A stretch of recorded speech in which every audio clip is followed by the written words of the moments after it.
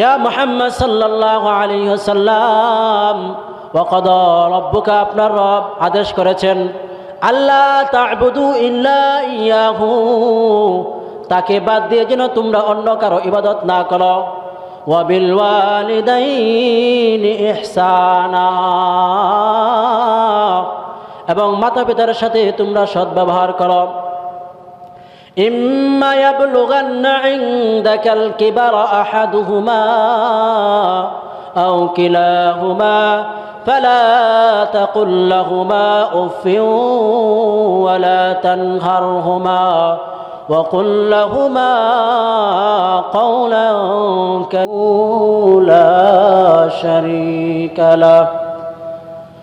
ونشهد أن سيدنا وسندنا ومولانا محمدا عبده ورسوله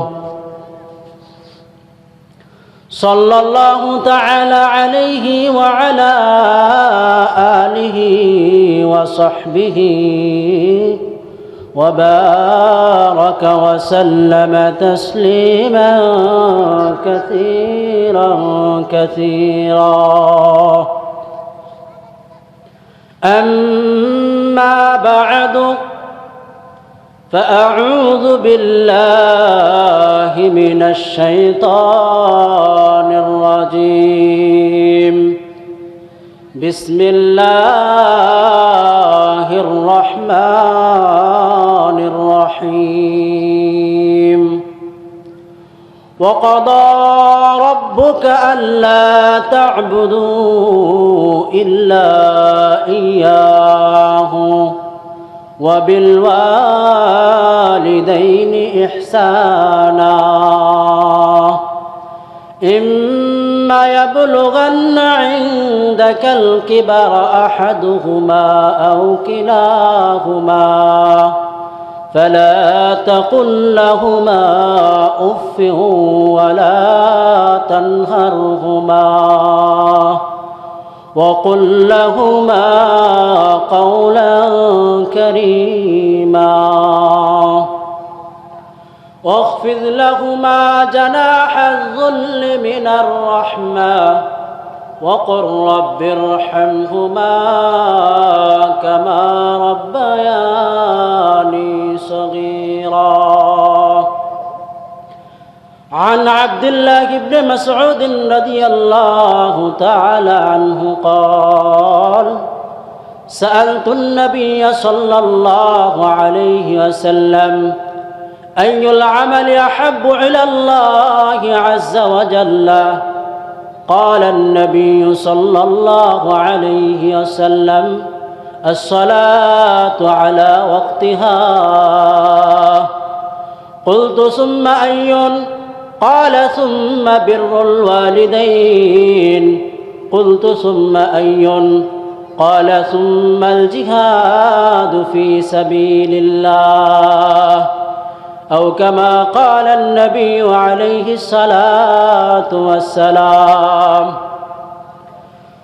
صدق الله المولانا العظيم، وصدق رسوله النبي الكريم، ونحن على ذلك من الشاهدين والشاكرين، والحمد لله رب العالمين.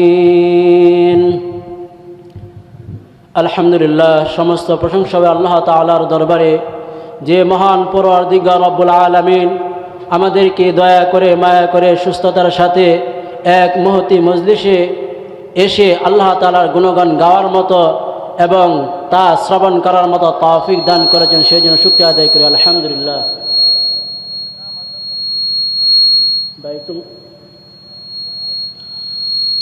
মোহতারাম হাজিরিন, আমি আপনাদের সামনে যে দুইটি আয়াত তেলাওয়াত করেছি এবং যে একটি হাদিস পাঠ করেছি, সেই দুইটি আয়াতের মধ্যে এবং হাদিসের মধ্যে মাতা পিতার প্রতি সদ্ব্যবহারের গুরুত্ব, তাদের প্রতি সন্তানের কি দায়িত্ব ও কর্তব্য সে সম্পর্কে আলোচনা করা হয়েছে। মোহতারাম হাজিরিন, দুনিয়ার মধ্যে মানুষ আসার প্রধান উসিলা আর মাধ্যম হলো মাতা পিতা। দুনিয়ার মধ্যে মানুষ আসার প্রধান উসিলা আর মাধ্যম হলো মাতা পিতা।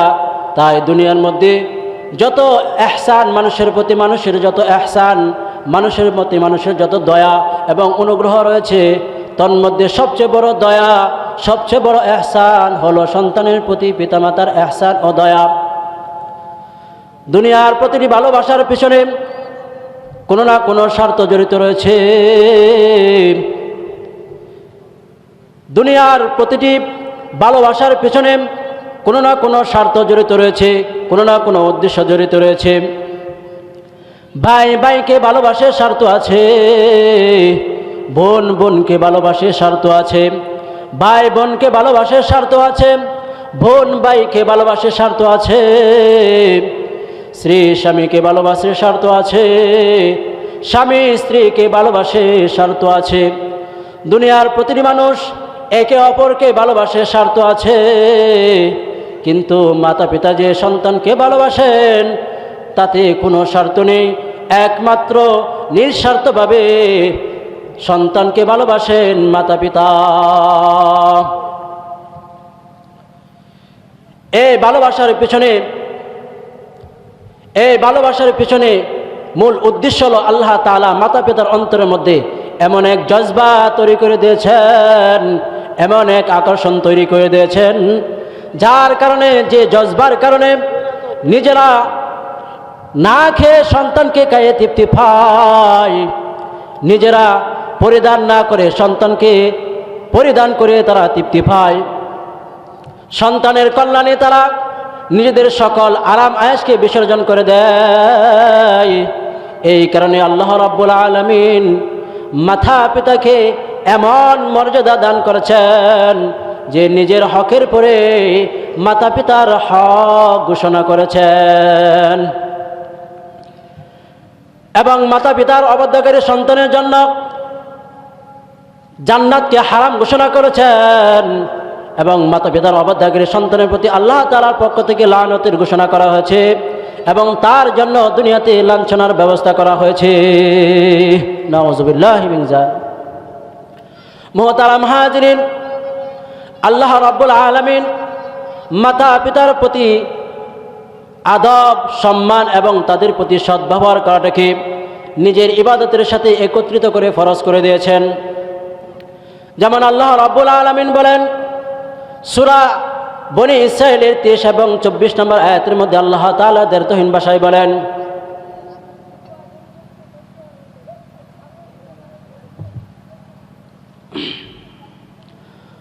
وَقَضَى رَبُّكَ أَلَّا تَعْبُدُوا إِلَّا إِيَّاهُ وَبِالْوَالِدَيْنِ إِحْسَانًا وَقَضَى رَبُّكَ يا محمد صلى الله عليه وسلم وَقَضَى رَبُّكَ আপনার রব আদেশ করেছেন আল্লাহ তা'বুদু ইল্লা ইয়াহু, তাকে বাদ দিয়ে যেন তোমরা অন্য কারো ইবাদত না করো। ওয়াবিল ওয়ালিদাইনি ইহসানা, এবং মাতা পিতার সাথে তোমরা সদ্ব্যবহার করো। ইম্মা ইয়াবলুগান্না ইনদাকাল কিবারা আহাদুহুমা আও কিলাহুমা ফালা তাকুল লাহুমা উফিন ওয়ালা তানহারহুমা وَقُلْ لَهُمَا قَوْلًا كَرِيمًا। আল্লাহ তাআলা বলতেছেন ইম্মা ইয়াবলুগান্না ইনদাকাল কিবারা আহাদুহুমা আও কিলাহুমা, তাদের মধ্য থেকে, মাতা পিতাদের মধ্য থেকে কোনো একজন অথবা উভয়জন যদি তোমার জীবদ্দশায় বার্ধক্যে উপনীত হন, বার্ধক্যে উপনীত হওয়ার কারণে ফালা তাকুল লাহুমা উফিন ওয়ালা তানহারহুমা, ফালা তাকুল লাহুমা উফিন, তাদেরকে উফ শব্দ বলেও না, ওয়ালা তানহারহুমা, এবং তাদেরকে ধমকও দিও না। ওয়াকুল লাহুমা কাওলান কারীমা, তাদেরকে উফ শব্দ বলার পরিবর্তে, তাদেরকে ধমক দেওয়ার পরিবর্তে তোমরা কি বলো? ওয়াকুল লাহুমা কাওলান কারীমা, বরং তাদের সাথে শিষ্টাচারপূর্ণ কথা বলো। ওয়াখফিদ লাহুমা জানাহাজ যুল্লি মিনার রাহমা, তাদের সামনে ভালোবাসার সাথে নম্রতা সহকারে নিজের মাথাকে নত করে দাও। ওয়াকুর রাব্বিরহামহুমা কামা রাব্বায়ানি সগীরা, এবং বলো ইরহামহুমা, হে রব আপনি তাদের প্রতি দয়া করুন যেভাবে তারা আমাকে ছোটকালে দয়া করেছিল, লালন পালন করেছিল। মুহতারাম হাজরিন, উক্ত আয়াতে সর্বপ্রথম বান্দাদেরকে দৃষ্টি আকর্ষণ করা হয়েছে আল্লাহ তাআলার ইবাদতের প্রতি।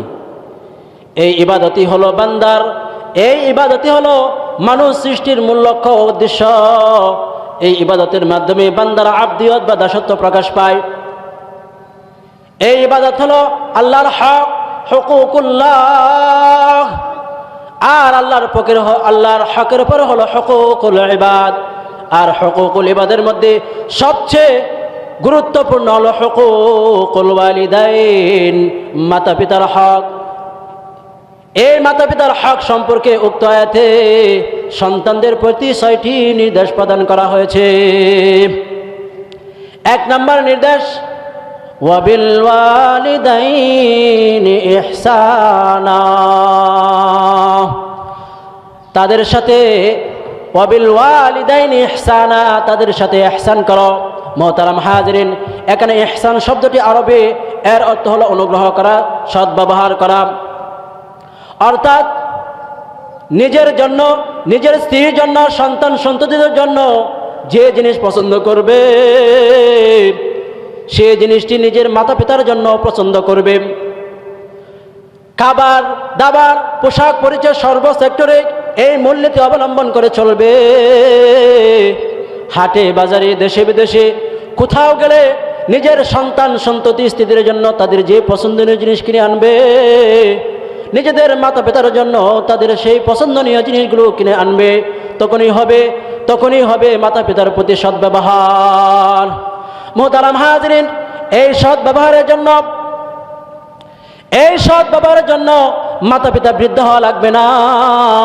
এই সদ্ব্যবহারটা কোনো নির্দিষ্ট সময়ের সাথে সীমাবদ্ধ নয়, বরং সব বয়সে মাতা পিতার সাথে সদ্ব্যবহার করা সন্তানের উপর ওয়াজিব।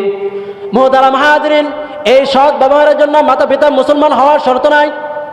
ইমাম বুখারী রাহিমাহুল্লাহু তাআলা হযরতে আসমা রাদিয়াল্লাহু তাআলা আনহা থেকে বর্ণনা করেন। হযরতে আসমা রাদিয়াল্লাহু তাআলা আনহু বলেন, ইয়া রাসূলুল্লাহ, ইয়া আল্লাহর রাসূল, আমার মা মুশরিকা, তিনি আমার সাথে দেখা করতে আসেন, তাকে আদর আপ্যায়ন করা আমার জন্য জায়েজ হবে কি? প্রতি উত্তরে রাসূলুল্লাহ সাল্লাল্লাহু আলাইহি ওয়াসাল্লাম বলেন, সিলি উম্মাকি, হে আসমা, তুমি তোমার মাকে আদর আপ্যায়ন করো। পবিত্র কোরআনের মধ্যে সূরা লুকমানের 15 নম্বর আয়াতের মধ্যে আল্লাহ রাব্বুল আলামিন বলেন, মাতা পিতা যদি বিধর্মী হয় তাহলেও তার সাথে সদ্ব্যবহার করো। তার প্রমাণ হলো আল্লাহ রাব্বুল আলামিন সূরা লুকমানের 15 নম্বর আয়াতের মধ্যে বলেন, ওয়াসাহিবহুমা ফিদ দুনিয়া মা'রুফা, ওয়াসাহিবহুমা ফিদ দুনিয়া মা'রুফা, দুনিয়াতে তাদের সাথে সম্ভাব্য বজায় রেখে চলবে। অর্থাৎ মাতা পিতা যদিও বিধর্মী হয় তাদের আদর আপ্যায়ন করবে, তাদের সেবা শুশ্রূষা করবে, তাদের দেখাশোনা করবে, তাদের খেদমত করবে, বৈধ এবং জায়েজ কাজে তাদের আনুগত্য করবে। তারা যদি কোনো বৈধ কাজে আদেশ করেন তাহলে সেই বৈধ কাজে তোমরা তাদের আনুগত্য করবে।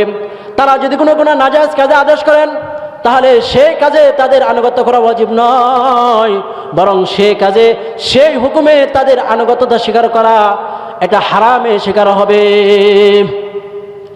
কেননা রাসূলুল্লাহ সাল্লাল্লাহু আলাইহি ওয়াসাল্লাম বলেছেন, লা তাআতা লিমাখলুকিন ফি মাসিয়াতিল খালিক, লা তাআতা লিমাখলুকিন ফি মাসিয়াতিল খালিক, সৃষ্টিকারীর নাফরমানির কাজে সৃষ্টিজীবের আনুগত্য করা জায়েজ নেই। মুহতারাম হাজিরিন, মুহতারাম হাজিরিন, মোট কথা, পিতামাতা মুসলমান হোক, পিতামাতা অমুসলমান হোক, পিতামাতা শিক্ষিত হোক, পিতামাতা অশিক্ষিত হোক, পিতামাতা নেককার হোক, পিতামাতা বদকার হোক, পিতামাতা ফাসেক হোক, যে হোক না কেন, আল্লাহ তাআলা বলছেন ওয়াবিল ওয়ালিদাইনি ইহসানা, ওয়াবিল ওয়ালিদাইনি ইহসানা, মাতা পিতার সাথে সৎ ব্যবহার করো। আর মাতা পিতার সাথে সৎ ব্যবহার করাটা সন্তানের উপর ওয়াজিব। 2 নাম্বার, আল্লাহ তাআলা বলতেছেন ফালা তাকুল লাহুমা উফিন, মাতা পিতাকে উফ শব্দ বলিও না। উফ শব্দ বলা হয়, উফ শব্দ দ্বারা এমন শব্দকে বোঝানো হয়েছে যার দ্বারা বিরক্তি প্রকাশ করা হয়, যার দ্বারা বিরক্তি প্রকাশ করা হয়। কেননা মুহতারাম হাজিরিন, মাতা পিতা যখন বার্ধক্যে উপনীত হন তখন তাদের বিবেক এবং বুদ্ধি অকেজো হয়ে পড়ে, তাদের দাবি দাওয়া বেড়ে যায়, তাদের কামনা বাসনা বেড়ে যায়, তারা অবুঝ শিশুর মতো কথাবার্তা বলতে থাকে। তাই যতটুকু সম্ভব তাদের কথাগুলো ধৈর্য সহকারে শ্রবণ করা, তাদের কথাগুলো ধৈর্য সহকারে শ্রবণ করা এবং সাধ্য অনুযায়ী তাদের দাবি দাওয়াগুলোকে পুরা করা। কোনো ক্রমে যেন আমাদের মুখ থেকে ও বা জাতীয় শব্দ বের না হয় সেই দিকে লক্ষ্য রাখতে হবে। কেননা কোনো কর্মে যদি আমাদের মুখ থেকে উপ শব্দ বের হয়ে পড়ে, এটা যদি তারা শুনতে পারে তাহলে তারা অনেক কষ্ট পাবে। কেননা মুহতারাম হাজিরিন, মাতা পিতা হলো এই দুনিয়ার মধ্যে সবচেয়ে বড় একটা সম্পদ। যার মা নেই সে বুঝে মায়ের কি মর্যাদা, আর যার বাবা নেই সে বুঝে বাবার কি মর্যাদা। মা গো তোমার স্মৃতি গোলো আজও মনে পড়ে, কোথায় আছো কেমন আছো হই না মাটির ঘরে, ঘুমের মাঝে ওই সোনা মুখ দেখি বারে বারে,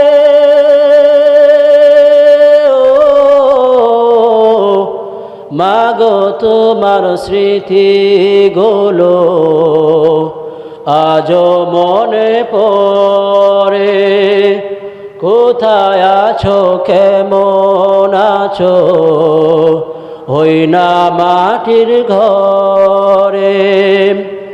সোনা মানিক বলে মাগো কেউ ডাকে না আর, কাঙাল আমি পৃথিবীতে ভালোবাসার মা, সোনা মানিক বলে মাগো কেউ ডাকে না আর, কাঙাল আমি পৃথিবীতে ভালোবাসার, তোমার কথা বেবে বেবে সারাটি রাত জেগে জেগে কাঁদি বারে বারে, আজও মনে পড়ে মাগো তোমার স্মৃতি গোলো আজও মনে পড়ে। মুহতারাম হাজিরিন, 1 নাম্বার নির্দেশ ছিল পিতামাতার সাথে সৎ ব্যবহার করো। 2 নাম্বার নির্দেশ ছিল ফালা তাকুল লাহুমা উফিন, তাদেরকে উফ শব্দ বলিও না। 3 নাম্বার নির্দেশ হলো ওয়ালা তানহারহুমা, পিতামাতাকে ধমকও দিও না। যে জায়গায় মাতা পিতাকে উফ শব্দ বলা নিষেধ, সেই জায়গায় পিতামাতাকে ধমক দেওয়া তো কোনো প্রশ্নই আসে না। কিন্তু মুহতারাম হাজিরিন, দুনিয়ার মধ্যে এমনও কিছু আল্লাহর বান্দা রয়েছে তারা শুধু পিতামাতাকে ধমকে দেয় না, পিতামাতাকে শুধু ধমকে দেয় না, বরং তারা পিতামাতাকে মারধর করে এবং পিতামাতাকে ঘর থেকে ধাক্কা দিয়ে বের করে দেয়। আর আমাদের মধ্য থেকে যারা প্রভাবশালী আছেন তারা স্ত্রীদের কথা অনুযায়ী এবং নিজের কাহাসাত পুরা করার জন্য তারা নিজেদের মাতা পিতাকে বৃদ্ধাশ্রমে পাঠিয়ে দেয়। ও ওই সকল লোকদেরকে উদ্দেশ্য করে আল্লাহ তাআলা বলেন, সাবধান, ওয়ালা ফালা তাকুল লাহুমা উফিউ, সাবধান, পিতামাতাকে উফ শব্দ বলিও না এবং তাদেরকে দমক দিও না। মুহতারাম হাজিরিন, এই প্রকৃতির লোক যারা আছেন তাদেরকে সাবধান করে দেওয়া হচ্ছে, সাবধান, পিতামাতাকে উফ শব্দ বলবে না, পিতামাতাকে ধমক দিবে না। যদি কোনো ব্যক্তি পিতামাতাকে ধমক দেয়, পিতামাতার সাথে অসৎ আচরণ করে, তাহলে মৃত্যুর আগে সেও নিজেদের সন্তানের দ্বারা সেই আচরণের শিকার হবে। কথিত আছে যে একবার এক ছেলে নিজের পিতাকে মারতে মারতে বাড়ি থেকে রাস্তায় নিয়ে আসলো। রাস্তায় নিয়ে আসার পরে পিতা একটি জায়গায় সে দাঁড়িয়ে গেল এবং বলল, বাবা রে, আর তুমি আমাকে সামনে নিও না। তার কারণ কি, আমিও আমার যুবককালে আমি আমার পিতাকে মারতে মারতে এই পর্যন্ত এনেছিলাম, কিন্তু বাবা রে, আমি তোকে অনেক কষ্ট করে লালন পালন করেছি, আমি চাই না তুইও যেন আমার অবস্থায় শিকার হস। এই কারণে বাবা বলতেছি, তুমি আর সামনে যাইও না। নাউযুবিল্লাহ। 4 নম্বর নির্দেশ হলো, ওয়াকুল লাহুমা কাওলান কারীমা। আগের 2টা নির্দেশ ছিল নেতিবাচক, আর এখনের নির্দেশটা হলো ইতিবাচক। আগের 2টা নির্দেশ ছিল তোমরা মাতা পিতাকে উপ শব্দ বলবে না, তোমরা মাতা পিতাকে ধমকও দিবে না। এখন আল্লাহ তাআলা বলতেছেন, ওয়াকুল লাহুমা কাওলান কারীমা। পিতামাতাকে ধমক দেওয়ার পরিবর্তে, পিতামাতাকে উপ শব্দ বলার পরিবর্তে তোমরা তাদের সাথে শিষ্টাচারপূর্ণ কথা বলো, নম্র সুরে কথা বলো, ভদ্রতার সাথে কথা বলো। এই আয়াতে আল্লাহ রাব্বুল আলামিন মূলত মাতা পিতার সাথে কোন সূরতে, কোন কাইফিয়তে, কোন পদ্ধতিতে কথা বলতে হবে সেই পদ্ধতি আল্লাহ তাআলা শিক্ষা দিয়েছেন। 5 নাম্বার হলো, ওয়াখফিদ লাহুমা জানাহা যুল্লি মিনার রাহমা, ওয়াখফিদ লাহুমা জানাহা যুল্লি মিনার রাহমা। মাতা পিতার জন্য নিজ নিজ পাকা নম্রতা সহকারে নত করে দাও, অর্থাৎ তাদের সামনে নিজেকে সবসময় হ্যাঁ এবং তুচ্ছ করে পেশ করো। তাদের সামনে কখনো অহংকার করবে না, তাদের বৈধ আদেশের উপর কখনো তুমি বাড়াবাড়ি করবে না। আল্লাহ রাব্বুল আলামিন এই আয়াতের শেষে মিনার রাহমা উল্লেখ করে সেদিকে ইশারা করেছেন।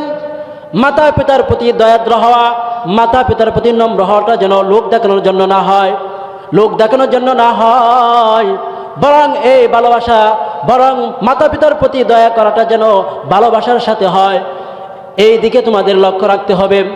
6 নম্বর নির্দেশ হলো, ওয়াকুর রাব্বিরহামহুমা কামা রাব্বায়ানি সগীরা।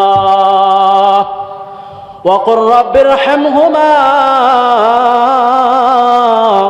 কামা রাব্বায়ানি সগীরা। এবং তুমি বলো, হে আমার রব, আপনি তাদের প্রতি দয়া করুন যেভাবে তারা আমাকে ছোটকালে লালন পালন করেছিল।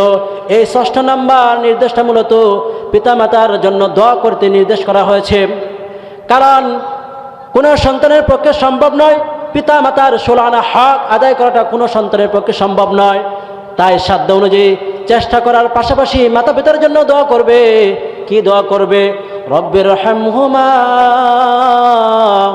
কামা রাব্বায়ানি সগীরা। ওগো আমার রব, আপনি তাদের প্রতি দয়াদ্র হন, আপনি তাদের প্রতি দয়া করুন যেভাবে তারা আমাকে ছোটকালে লালন পালন করেছিল। অর্থাৎ আপনি তাদের সকল বিপদগুলোকে আপনি দূর করে দেন, তাদের যত মুসিবত রয়েছে সকল মুসিবতগুলোকে দূর করে দেন এবং আপনার পক্ষ থেকে রহমত নাজিল করুন।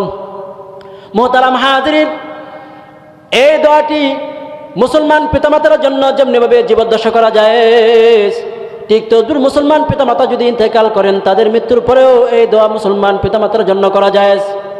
আর যদি পিতামাতা অমুসলমান হন তাহলে তাদের জীবদ্দশায় রব্বিরহামহুমা কামা রাব্বায়ানি সগীরা, এই দোয়াটি তাদের জন্য তাদের জীবদ্দশায় করা যায়, কিন্তু তারা যদি কাফের অবস্থায় ইন্তেকাল করেন তাহলে তাদের মৃত্যুর পরে তাদের জন্য আর এই দোয়া করা যায় নেই। মুহতারাম হাজিরিন, উক্ত আয়াতে পিতামাতার হক সম্পর্কে 6টি নসিহত করা হয়েছে। কোনো ব্যক্তি যদি এই কামনা করে যে আমি যখন বার্ধক্যে উপনীত হব তখন আমার সন্তানরা যেন আমার খেদমত করে, এরকম আশা যদি অন্তরের মধ্যে লালায়িত করে দেখেন, তাহলে সে সকল ব্যক্তিদের জন্য উচিত হলো যাদের পিতামাতা জীবিত আছেন তাদের সেবা শুশ্রূষা করা, তাদের দেখাশোনা করা, তাদের সুখে দুঃখে তাদের পাশে দাঁড়ানো। আর যদি এরকমটা না করা হয় তাহলে কামা তাদিনু তুদানু, তাহলে যেমন কর্ম তেমন ফল। আমরা যদি আমাদের নিজেদের মাতা পিতার সাথে সদ্ব্যবহার না করি তাহলে আমাদের সন্তানরা আমাদের সাথে সদ্ব্যবহার করবে না।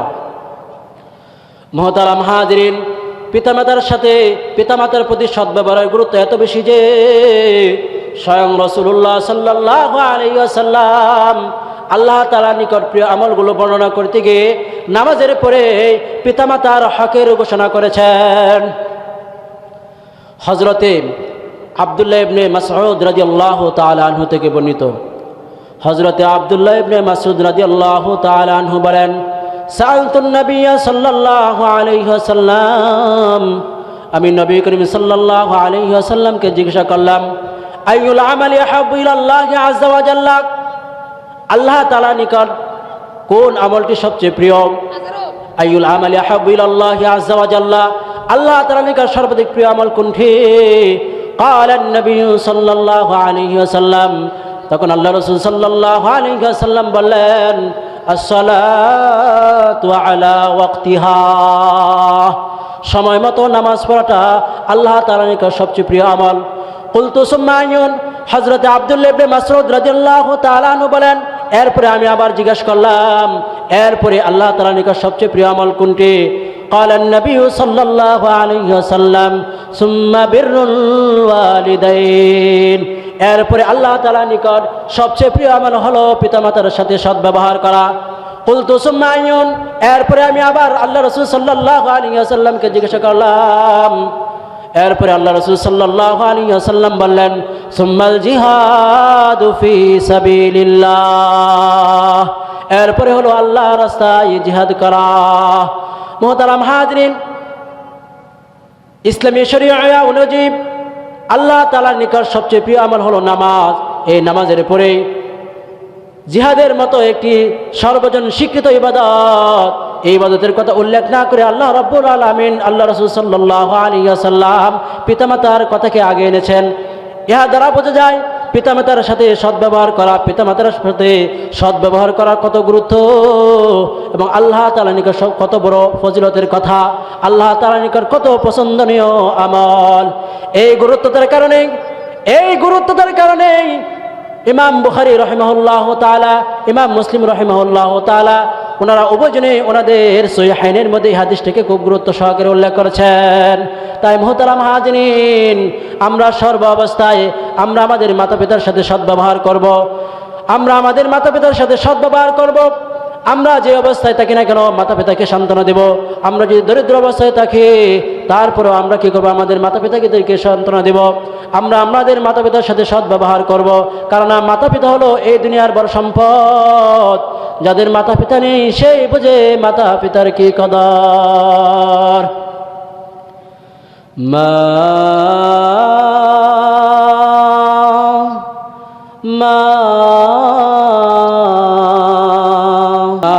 বলে এথো ডাকি, মা বলে এথো ডাকি, ডাকি শুনতে পাও না, আজ কেন আমায় সোহাগ মাকা ডাক ডাকো না, আজ কেন আমায় সোহাগ মাকা ডাক ডাকো না। আসসালামু আলাইকুম ওয়া রাহমাতুল্লাহি ওয়া বারাকাতুহু।